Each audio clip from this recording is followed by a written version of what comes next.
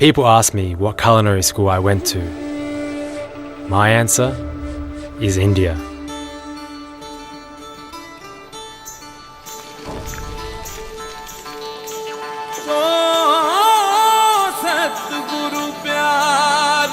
I learned that you don't add masala just to the food. You add it to everything you do.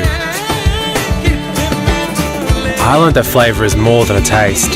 It's a sight, it's a sound, it's a science.